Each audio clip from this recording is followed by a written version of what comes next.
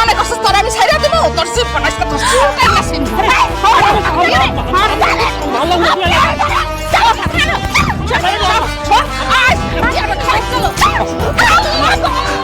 এই সবুজ খারা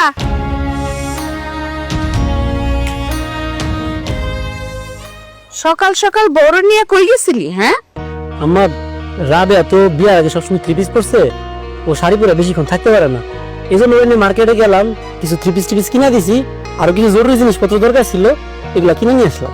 বাবা বাবা, বউ নিয়ে সকাল সকাল মার্কেটে চলে গেলা, আবার কাপড় চোপড় কিনে নিয়ে আসছো? হ্যাঁ, আমারও তো একটাবার বইয়া যাওয়ার প্রয়োজন বোধ করলা না। মার্কেটে বউ নিয়ে গেছো তো আমার কয়ে যাস নাই কেন? আমি আমার বউ নিয়ে মার্কেটে যাবো, এটা আপনার বলে যাওয়ার কি আছে? সকালবেলা যখন গেছি তখন তো আপনি বাড়িতে ছিলেন না, আমি তো আসারে বলে গেছি। কিরে তুই আমার খোঁজ নাই?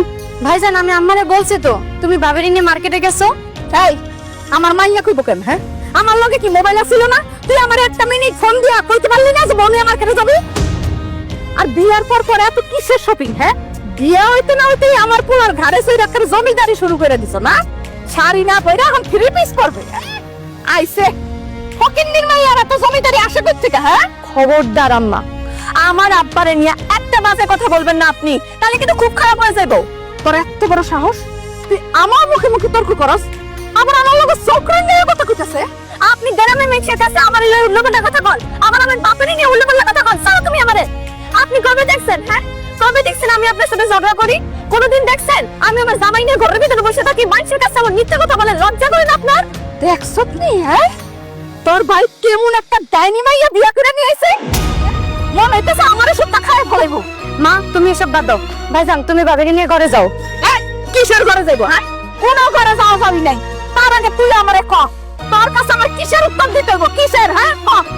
আপনি আমার সাথে বিনা কারণে কোনো ঝগড়াঝাটি করতে আসবেন না, আর আপনি বানায় বানায় মানুষের কাছে আমার নামে কোনো কথাও বলতে যাইবেন না। আপনার এসব অন্যায় অত্যাচার কিন্তু আমি মুখ বুঝা অনেক সহ্য করছি, আর সহ্য করবো না। আল্লাহর দোয়া লাগে, একটু চুপ করো, একটু ঘরে চলো, আসো। এই খারা, কিসের ঘরে যাইবো? হ্যাঁ, আর তুই কি করবি? কি করবি তুই আমার? হ্যাঁ ক। আমি তো কোনো কিছুই করি নাই, তারপরও আপনি আমার অপবাদ দিচ্ছেন যে আমি আপনার সাথে ঝগড়া করি, আপনার মুখে মুখে তর্ক করি। ঠিক আছে, তাহলে এখন থেকে আমি আপনার মুখে মুখে তর্কই করবো, আপনার সাথে ঝগড়াই করবো। ছাড়ো। কি তুই আমার লোকে ঝগড়া করবি? হ্যাঁ, তোর এত বড় সাহস, তোর জিব্বা টান দিয়ে আমি ছিঁড়া ফেলাম। ছিঁড়ে ছিঁড়ে জিব্বা ছাড়ো, আমার ধার আছে আপনি কেমন জিব্বা ছিঁড়তে পারেন? তুই মনে করছিস তোর আমি ছাইরা দেব? তোর জিভ বানাইছে তোর চুলটা নাসিম।